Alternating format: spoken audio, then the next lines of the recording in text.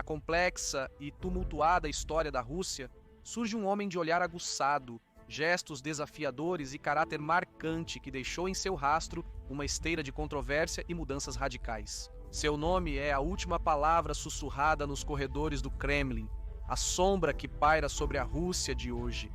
Boris Yeltsin é visto pelo Ocidente como o reformador que conduziu a Rússia do sistema soviético ao mundo liberal e capitalista, enquanto outros em outras latitudes o acusam de ter sido, junto com Gorbachev, o grande traidor da grandeza russa, o que desmembrou a União Soviética, o que entregou a soberania russa ao poder estrangeiro e o que abriu um período de maior empobrecimento para a população. A década de 90 na Rússia pós-soviética leva o nome de Boris Yeltsin. Choque econômico, golpes de Estado, contragolpes, julgamentos políticos, bombardeio ao parlamento, liberalização cultural e a ascensão dos oligarcas russos são apenas alguns dos sinais de seu tempo. Permita-se adentrar no abismo da Rússia contemporânea por meio dos olhos de um homem cuja história conheceremos hoje. Boris Nikolaevich Yeltsin emerge no frio sopro da Rússia soviética. Nasce no 1º de fevereiro de 1931, na pitoresca Budka, uma pequena aldeia na província de Sverdlovsk, então parte da República Socialista Federativa Soviética da Rússia.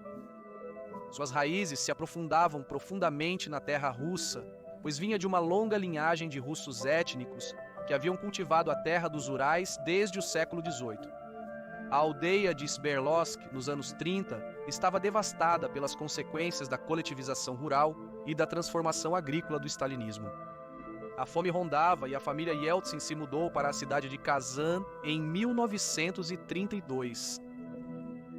Lá, o jovem Boris dá seus primeiros passos no jardim de infância, seus olhos ainda inocentes diante do turbilhão da história que o cercava.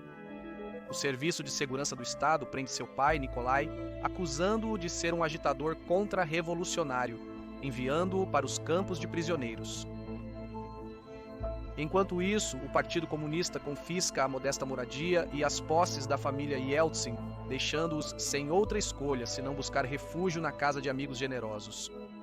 A família Yeltsin pertencia aos chamados gulags, ou seja, aos agricultores que possuíam terras e que eram vistos como inimigos da classe trabalhadora e camponesa soviética. Para 1936, seu pai Nikolai Yeltsin sai do Gulag e retorna para sua família em Bereznik para trabalhar nas minas. Seu filho Boris, desde cedo, se destacava na Escola 95 de Bereznik e se envolvia na juventude comunista Komsomol, onde participava ativamente e mostrava compromisso político. Enquanto a década de 1940 avançava e ele se aproximava da adolescência, Boris Yeltsin se destacava não apenas por sua brilhanteza acadêmica, mas também por sua grande habilidade jogando vôlei. Era a época de Joseph Stalin, que desde 1925 liderava, estabilizava e expandia o Império Soviético com um duro controle político e um processo de industrialização rápido que competia com as potências ocidentais. No entanto, em 1953, após quase 30 anos no poder, morre o líder supremo dos soviéticos e se inicia um processo de transição. Na nomenclatura soviética existiam facções que promoviam manter a doutrina stalinista do socialismo em um único país, enquanto que outros grupos levantavam bandeiras reformistas e uma maior abertura ao capitalismo ocidental. Mais adiante, os jovens Mikhail Gorbachev e Boris Yeltsin se inscreveriam nesses grupos reformistas. Para o ano seguinte à morte de Stalin, em 1954, Boris dá um passo crucial em seu caminho para o destino. Superando adversidades, consegue ingressar no Instituto Politécnico dos Urais em Sverdlovsk. Lá, ele estuda engenharia civil e é nas salas de aula da universidade onde encontra quem se tornaria sua companheira de vida, Naina Iosifovna Grina, com quem depois teria uma filha chamada Tatiana. Para 1955, Boris Yeltsin obtém seu título de engenheiro, mas opta pelo trabalho manual na construção, seguindo os passos de seu pai. Quando as obras escasseavam, ganhava a vida como carpinteiro, soldador e no trânsito de mudanças. Por mais de 20 anos, Boris Yeltsin vive nos Urais de Sverdlovsk. Após a morte de Stalin, finalmente se levanta como novo imperador soviético Nikita Khrushchev, que pertencia à ala dos reformistas ocidentalizadores. Por isso começa o chamado processo de desestalinização e toma medidas de leve abertura política e comercial, aproximando-se também a grupos do grande capital internacional, que já durante a era de Lenin e de Stalin haviam posto o pé na Rússia. Esta política de Khrushchev influencia consideravelmente um jovem chamado Mikhail Gorbachev, que mais tarde teria uma grande influência sobre nosso protagonista, Boris Yeltsin. Nikita Khrushchev inicia uma série de projetos de habitação e infraestrutura na região em que Boris Yeltsin decide se envolver com os conhecimentos técnicos e gerenciais que já possuía. Seria isso, antes da política, sua primeira grande alavanca de ascensão na pirâmide soviética. Os chefes, encarregados do planejamento das moradias em busca de um engenheiro altamente qualificado, se detêm em seu perfil. No entanto, sua falta de filiação ao partido representava um obstáculo para isso.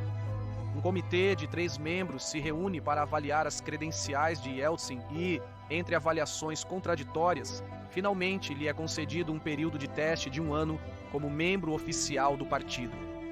Enquanto supervisionava a construção dos empreendimentos habitacionais, Yeltsin se depara com trabalhadores desmotivados, capatazes abusivos e funcionários do partido teimosos. Cada dia, colocava em risco seu período de teste de entrada no partido. No meio desses conflitos, seu potencial político não passa despercebido pelo Komitet Gosudarstvenoi Bezopasnost e novas possibilidades se apresentam a ele.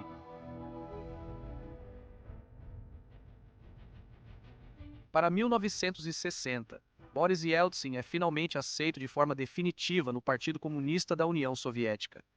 É nomeado então diretor-chefe do conglomerado de construção mais importante da região de Sverdlovsk.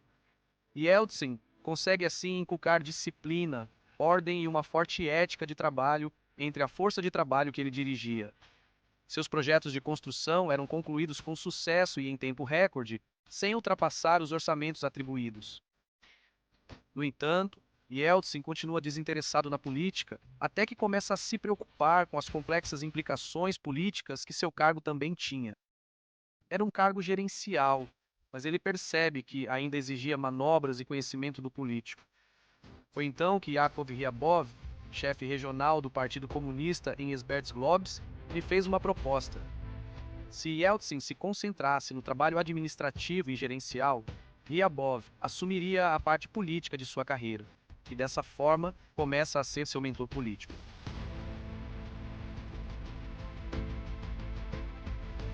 Boris Yeltsin sobe vertiginosamente nas fileiras políticas em Sverdlovsk e se torna o 3º membro mais poderoso do partido na região e continuaria se tornando um homem entre os líderes nacionais, como um homem capaz e astuto para 1966, ao líder da União Nikita Khrushchev, finalmente chega a sua hora após seu governo de orientação reformista. Chega ao poder um novo sarrojo, Leonid Brezhnev, um homem da ala mais ortodoxa e stalinista da União Soviética que mantém durante a Guerra Fria um maior hermetismo frente à interferência estrangeira na economia e na política russa. Seu período foi de estabilização e de ressurgimento da influência global e da expansão militar da União Soviética. No entanto, também foi uma fase de estagnação econômica frente a potências ocidentais que cresciam rapidamente. Para 1976, uma chamada de Moscou mudou o curso da carreira de Yeltsin.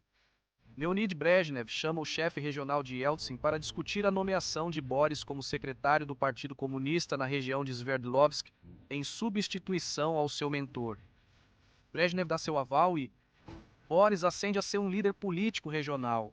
Ao enfrentar temas políticos misturados com assuntos administrativos, Yeltsin opta por adotar uma atitude de total obediência a Brezhnev. Diante desta total lealdade, Brezhnev confia a Yeltsin a importante tarefa de concluir a usina nuclear de Beloyarsk, entre outras grandes empresas. Paralelamente às diatribes internas da União Soviética, o mundo continua experimentando as rápidas e radicais mudanças que caracterizaram o século XX. O setor financeiro ocidental crescia como nenhum outro no mundo. O capitalismo das multinacionais e dos fundos de capital permeavam cada vez mais nas economias dos estados-nação. A cultura e a academia produzida no mundo ocidental, anglo-saxão, se estendiam como nenhuma por todo o planeta. A sociedade de consumo se tornava a norma e representantes de impérios financeiros globais visitavam de forma aberta ou encoberta nações como China e Rússia para negociar com esses países a sua abertura a este novo mundo. Um dos homens da Rússia que gerava mais confiança entre esses atores ocidentais era Mikhail Gorbachev.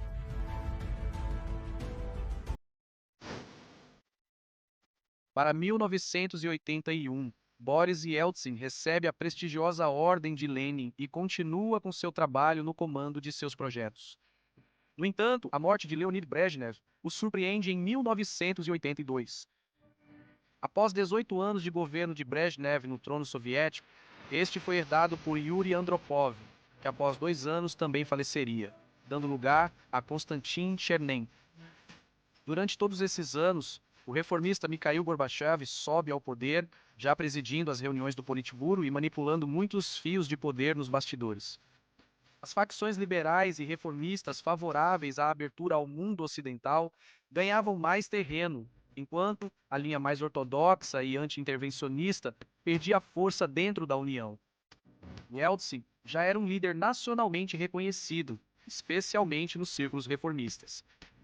Chernenko também morre em pouco tempo, durante o ano de 1985, quando o Politburo finalmente termina designando o reformista Mikhail Gorbachev como novo líder soviético. Depois de passar mais de 50 anos vivendo toda a sua vida nos sudários de Sverdlovsk, a chegada de Gorbachev significaria para Yeltsin sua realocação em Moscou, onde o destino o reservava um lugar na história russa. Para abril de 1985, Gorbachev designa Yeltsin como presidente do Departamento de Construção do Partido Comunista da União Soviética. Então, Yeltsin se muda definitivamente para Moscou e se instala confortavelmente em um apartamento em uma área reservada para os membros de alto escalão do partido. Mais tarde, em dezembro do mesmo ano, Gorbachev o nomeia chefe administrativo da cidade de Moscou, que assim se encontrava no comando da capital do Império Soviético e exercia sua autoridade em seu estilo característico.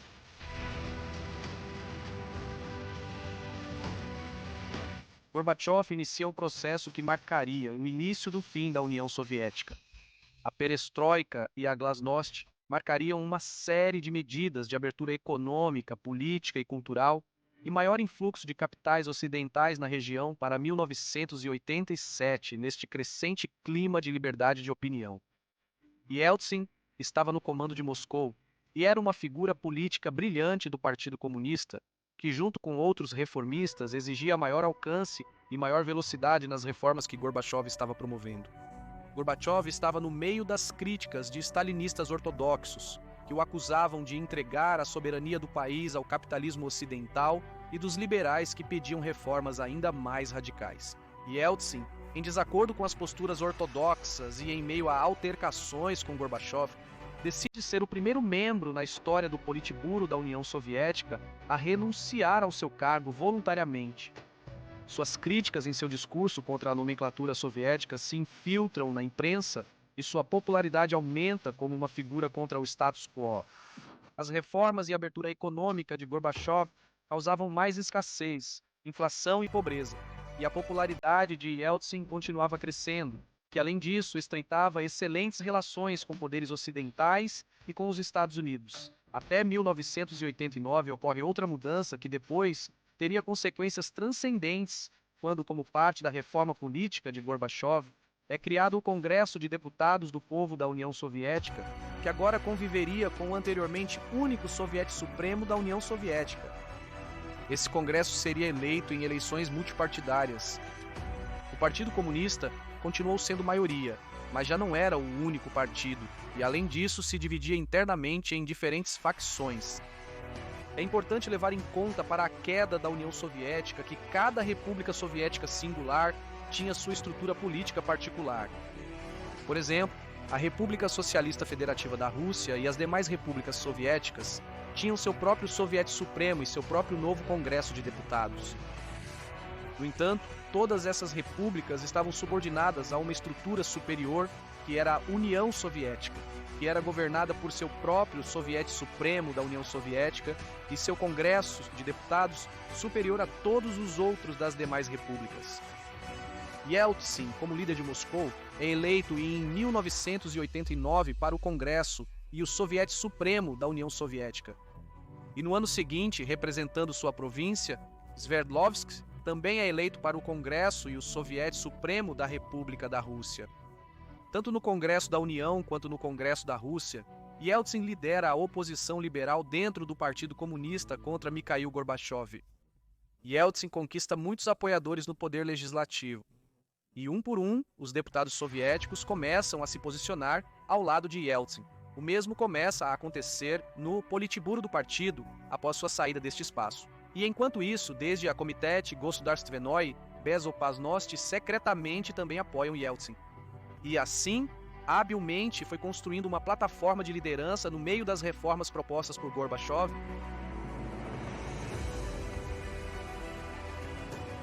O fim de 72 anos de comunismo soviético explode após cuidadosas conspirações internas e externas. Além das tendências mundiais e da expansão do capitalismo como modelo de vida em todo o planeta, existia nas repúblicas soviéticas um sentimento nacionalista que buscava a independência dessas repúblicas da União Soviética. A abertura política de Gorbachev dá um maior impulso a esses grupos nacionalistas e a influência dos setores pró-ocidentais, ao mesmo tempo que Gorbachev estava perdendo o controle sobre essas repúblicas soviéticas, Yeltsin consolida sua ascensão ao poder quando, em 1990, é eleito como presidente do Soviete Supremo da República Socialista Federativa da Rússia. Isso apesar de Gorbachev ter feito campanha contra a eleição de Yeltsin para o cargo pelos deputados russos. Este seria um momento crucial para a história. Yeltsin era o principal líder da República da Rússia e começaria a liderar ativamente uma série de medidas que levariam ao desmembramento da Rússia da União Soviética. Havia agora uma forte tensão entre os poderes da República Socialista da Rússia e os poderes e líderes da União Soviética como império. Tais eram Gorbachev e a velha guarda stalinista. Para ganhar mais autonomia, o Congresso da Rússia aprova uma declaração de soberania estadual que estipulava que as leis russas estariam acima das leis da União Soviética. Posteriormente, por iniciativa de Yeltsin e por meio de um referendo na Rússia, é aprovada a criação de um novo cargo, o cargo de presidente da República Socialista Soviética da Rússia. Yeltsin faz campanha criticando a ditadura centralista e o intervencionismo soviético. E quando as eleições são realizadas em junho de 1991, Yeltsin é eleito como presidente da República da Rússia, ao mesmo tempo que as repúblicas satélites intensificavam seu discurso de independência da União. No entanto, um golpe estava sendo tramado. Para tentar salvar algo do Império Soviético, Gorbachev propõe um novo acordo que substitua a União Soviética por uma confederação de estados soberanos.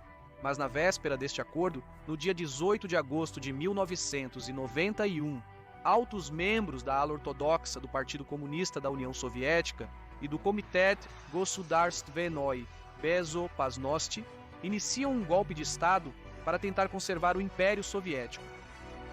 Gorbachev é preso na Crimeia, mas Yeltsin vai à Casa Branca da Rússia, ou seja, a sede do parlamento russo, e lá levanta a bandeira tricolor russa e se ergue como o baluarte da resistência contra o golpe de Estado. Bem apoiado por agentes dos Estados Unidos e após diversos confrontos, em menos de 2 dias, Yeltsin e os setores nacionalistas russos conseguem derrotar o golpe da velha guarda stalinista. Gorbachev era libertado, mas ficava politicamente destroçado, enquanto a popularidade de Yeltsin estava nas alturas como nunca antes. Após essa tentativa de golpe, Yeltsin, como presidente da Rússia, decreta a ilegalização do Partido Comunista da União Soviética, confisca seus bens e assume o controle de diferentes ministérios e entidades do que restava da antiga União Soviética. Como efeito dominó, a República da Ucrânia e outras repúblicas proclamavam sua independência da União Soviética. No 8 de dezembro, Yeltsin, reunido com os líderes da Bielorrússia e da Ucrânia, assinava os acordos de Bela Vesa, que decretavam formalmente o fim da União Soviética.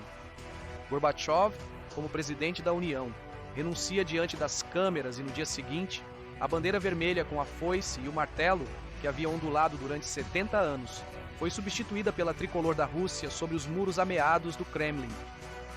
A República Socialista Federativa da Rússia passava agora a se chamar a Federação da Rússia como um estado independente, e seu presidente era Boris Yeltsin.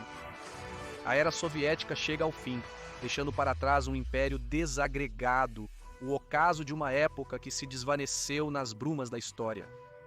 A OTAN e o Ocidente celebravam o início de uma nova ordem internacional. Gorbachev e Yeltsin seriam vistos por alguns como grandes reformistas, enquanto outros os considerariam traidores da soberania russa e da grandeza russa no mapa mundial. Como presidente da nascente Federação Russa, Boris Yeltsin propõe um programa de reformas ainda mais amplo do que o empreendido por Gorbachev. A Rússia seria aberta ao mundo liberal em termos políticos, culturais e econômicos. Desta forma, Yeltsin inicia uma série de reformas econômicas inspiradas nas teses liberais em voga na época, com referências como Milton Friedman, medidas que a autora Naomi Klein descreve como terapia de choque para a economia. Não se tratava de um simples programa de ajuste liberal, mas de tentar converter a economia mais estatizada da Europa e da Ásia em uma economia capitalista de mercado, de privatizar não apenas alguns setores, mas toda uma economia que, em sua grande maioria, estava sob controle público. O telefone de Boris e Yeltsin não parava de tocar, chamadas que vinham de empresários, chefes de Estado e potenciais aliados, todos ansiosos para aconselhar o líder russo sobre como gerenciar a transição de uma economia soviética para uma economia de mercado. Seu gabinete se encheu de jovens economistas com o plano de integrar a Rússia aos mercados ocidentais. Suas medidas mudariam a estrutura econômica do país, colocando a economia nas mãos de uma nova nomenclatura. Em janeiro de 1992, Yeltsin liberaliza todos os preços, liberaliza o comércio exterior e liberaliza a troca de moedas. Além disso, ele eleva as taxas de juros para patamares elevados para limitar a emissão monetária e de crédito. Para reformar o gasto estatal, Yeltsin aumenta significativamente os impostos, corta numerosos subsídios governamentais para a indústria e a construção e realiza consideráveis cortes no gasto público nas diversas ajudas e benefícios que o Estado russo concedia. A partir de 1992, os preços na Rússia disparam, a escassez e a economia contrai mais do que já vinha. Nos anos seguintes, os padrões de vida e poder de compra de boa parte da população continuam piorando drasticamente, principalmente daquelas indústrias e pessoas que dependiam de alguma forma do gasto estatal. Enquanto a dívida externa da Rússia, com os bancos estrangeiros, aumentava substancialmente. Durante os anos 90, o produto interno bruto da Rússia despenca mais de 50% e o desemprego aumenta substancialmente. Há que se apresenta um quadro de hiperinflação durante vários anos da presidência de Yeltsin. Cerca de 10 milhões de russos entram em estado de pobreza. Alguns empresários com dinheiro tirado dos cofres do Partido Comunista Soviético começam a importar produtos para abastecer as prateleiras vazias, cobrando do Estado somas enormes que minavam as reservas do Estado russo. A classe empresarial próxima a Yeltsin não pagava impostos nem tarifas de importação. Isso cria um ambiente econômico caracterizado pelo mais autêntico livre mercado, um laissez-faire e laissez-passer. Um dos exemplos mais notórios desse processo foi a associação entre o ex-ministro das Relações Exteriores soviético, Vladimir Potanin, e o magnata George Soros. Eles ofereceram crédito ao governo de Yeltsin em condições muito desfavoráveis para a Rússia. Como pagamento por essas linhas de crédito, o Estado russo dava a eles ações nas maiores empresas estatais do país, que depois eram vendidas a capitais estrangeiros se o governo russo não conseguisse cumprir suas dívidas. Estudiosos argumentam que a recessão gerada pelo programa econômico de Yeltsin teve uma magnitude maior que a Grande Depressão de 1929. Por isso, em 1993, já diversos setores e políticos, incluindo seu vice-presidente, começam a se distanciar de Yeltsin e de seu programa de reformas, o que resultou em uma disputa entre Yeltsin e o Supremo Soberano e o parlamento pelo controle do governo. Eles até tentaram destituir Yeltsin do Congresso, mas com 600 votos, faltaram apenas 72 para alcançar os 2/3 necessários para removê-lo do poder. Enquanto isso, Yeltsin se reunia com Bush pai para decretar o fim da Guerra Fria e estabelecer acordos militares e econômicos. Também se reunia com líderes de repúblicas ex-soviéticas, onde pedia perdão em nome da Rússia pela intervenção soviética nesses países. Em segurança interna, Yeltsin divide o Komitet Gosudarstvennoye Bezopasnosti em 4 serviços de segurança nacional. Ao dividir o Komitet Gosudarstvennoye Bezopasnosti, Yeltsin, sem saber, cria um monstro de 1000 cabeças, uma hidra na qual muitos ex-oficiais de inteligência nos serviços estrangeiros e em diversas missões diplomáticas vão para esses recém-nascidos aparelhos de segurança, para operar de lá de forma clandestina sob o véu da oficialidade. Após uma intensa luta interna pelo poder, Yeltsin anuncia na televisão que dissolvia o Soviete Supremo e o Congresso dos Deputados do Povo e que governaria por decreto até que um novo parlamento fosse eleito e um referendo fosse feito para a nova Constituição na Rússia. Isso gera uma séria crise constitucional em 1993. Na noite seguinte ao anúncio da dissolução, o Soviete Supremo declara que Yeltsin é removido de seu cargo e empossam seu vice-presidente como novo presidente. Há descontentamento popular, pois não só há uma grande debacle econômica, mas o crime violento havia crescido nas ruas. Denunciava-se um grande nível de corrupção e o sistema de saúde piorava enquanto havia escassez de combustível e de comida. Forma-se uma resistência civil e armada contra Yeltsin, que se posiciona na Casa Branca, na sede do parlamento. Em outubro de 1993, numa grande demonstração de força bruta e com apoio político dos Estados Unidos, Yeltsin assegura o controle do exército da Rússia e de suas forças policiais e ordena que bombardeiem a sede do parlamento onde estava sua oposição, causando 187 mortos e centenas de feridos. Assim, a resistência contra ele foi esmagada e ele se engajou na luta pelo poder. Em dezembro de 1993, um novo parlamento é eleito para a Rússia. A Duma estatal é aprovada e a nova Constituição, que expande os poderes do presidente e definitivamente reforma o antigo sistema soviético. Uma parte fundamental do processo de reforma econômica foi a privatização de uma enorme quantidade de empresas estatais.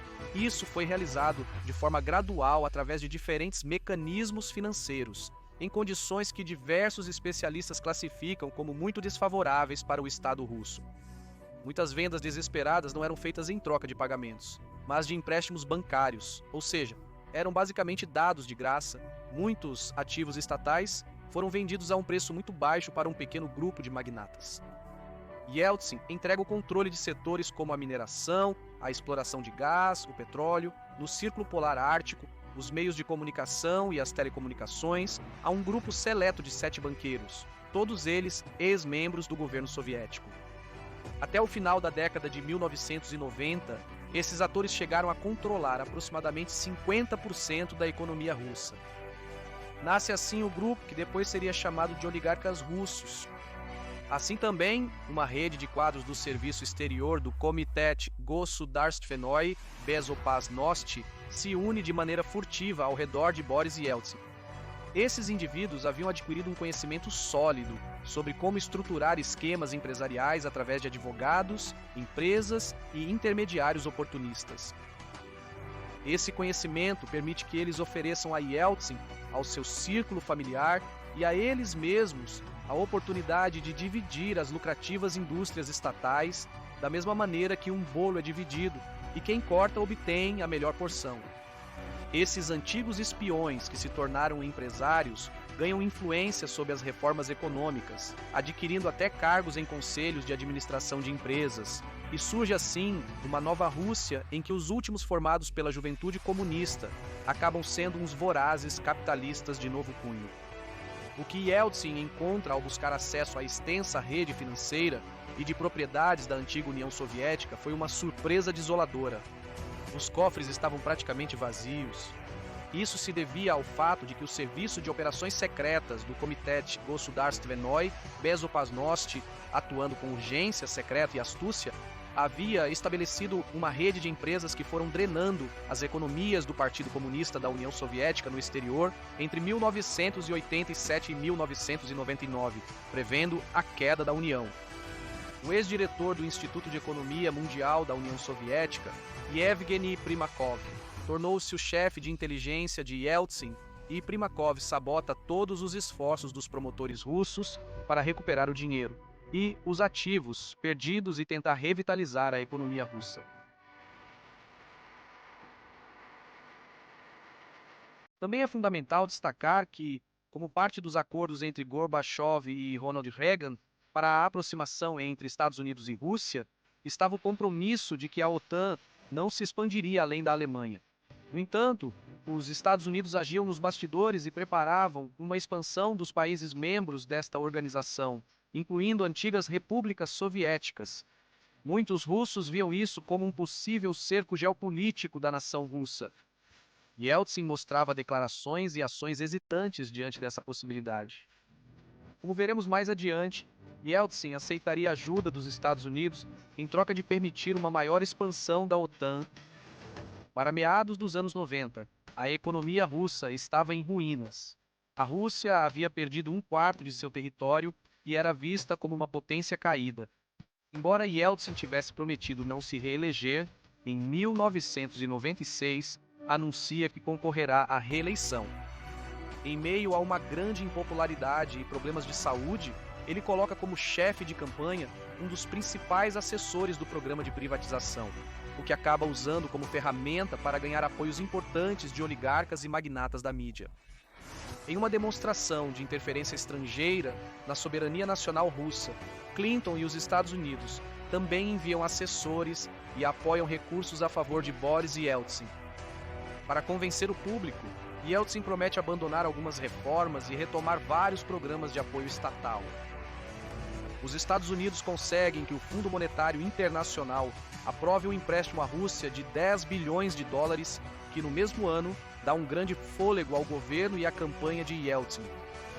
Finalmente, Yeltsin consegue superar o candidato rival do Partido Comunista, que inicialmente era o favorito, e vence a eleição. Em troca do apoio americano, Yeltsin deixa de observar os antigos acordos entre Gorbachev e Reagan sobre a OTAN, e de fato, pouco depois, algumas antigas repúblicas soviéticas acabam se incorporando à OTAN durante a era Clinton. Durante o novo mandato de Yeltsin, ele continua recebendo empréstimos substanciais de bancos internacionais, sendo denunciado que muitos dos fundos foram desviados para seu círculo pessoal e depositados em bancos estrangeiros. Para 1998, o governo russo declara default de suas dívidas e o rublo russo despenca, causando uma grande crise financeira no país. Mas a saúde de Yeltsin, seus problemas com o álcool e seu isolamento por parte de seus familiares da política vão se agravando. As gafes diplomáticas eram cotidianas, desde fazer comentários e gestos inadequados diante da família real inglesa, deixar o primeiro-ministro irlandês esperando na pista de pouso porque estava muito bêbado para descer do avião, aparecer em roupa íntima nos arredores da embaixada da Rússia em Washington procurando um táxi, fazer comentários sem sentido em visitas estaduais na Escandinávia que deixavam seus homólogos confusos e, entre outras atuações, sofre quedas, mudanças de humor e outros delírios que evidenciam que o mandatário não estava bem de saúde. Para 1998, Yeltsin nomeia como chefe do Serviço Federal de Segurança da Rússia um antigo agente do Komitet Gosudarstvenoi Bezopasnosti, de 46 anos, muito pouco conhecido para a população, mas que havia tido uma ascensão importante na pirâmide política pelas mãos de Boris Yeltsin durante os anos 90. Um homem chamado Vladimir Putin. Yeltsin é hospitalizado de forma repetida em uma instituição psiquiátrica com alto nível de sigilo. Pouco depois, este desconhecido ex-agente do Komitet Gosudarstvenoi Bezopasnosti, Vladimir Putin, seria nomeado como primeiro-ministro interino. E é ele, junto com os assessores do antigo Komitet Gosudarstvenoi Bezopasnosti, quem assume o comando de fato do país. Depois de muita oposição e novas tentativas de destituição por parte da elite estatal, tanto a oposição comunista quanto democrática, Yeltsin finalmente renuncia à presidência no dia 31 de dezembro e proclama Vladimir Putin como seu sucessor, que assume como presidente interino da Rússia. Doente e alcoolizado, Yeltsin passa seus últimos anos de forma discreta, não dá entrevistas, não faz aparições públicas, exceto quando Vladimir Putin assim o pede, e enquanto isso, entra e sai do hospital. Boris Yeltsin finalmente morre de complicações de uma insuficiência cardíaca de longa data no dia 23 de abril de 2007, aos 76 anos de idade.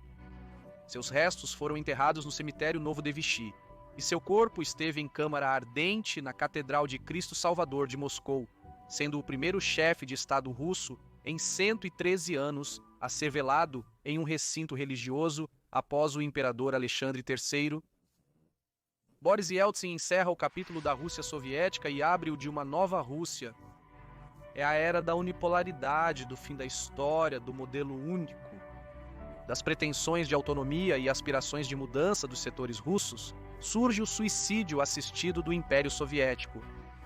Boris Yeltsin assume o legado de Gorbachev e redobra seus esforços na construção de uma Rússia adaptada ao cosmos ocidental. Das novas liberdades políticas, econômicas e culturais, surge um período de novas experiências e tribulações para o povo russo, emocionado com a chegada de uma nova era, nostálgico do antigo poder soviético ou sedado sob os estímulos da sociedade de consumo. Dentro deste cenário, surge um homem pouco conhecido que, quase sem perceber, acaba como presidente interino da nação, o antigo agente da Komitet Gosudarstvenoi, Bezopasnosti, Vladimir Putin, do qual falaremos em um próximo vídeo. Agradeço demais a todos que assistiram a este vídeo, espero que tenham curtido. Mais uma vez convido todos vocês a visitarem nosso novo canal, Mistérios da História, tenho certeza que vão adorar. Da mesma forma, convido todos a deixarem like e comentários neste vídeo. Temos muito interesse em conhecer suas opiniões, compartilhem em todas as suas redes sociais. Até a próxima e que Deus abençoe vocês.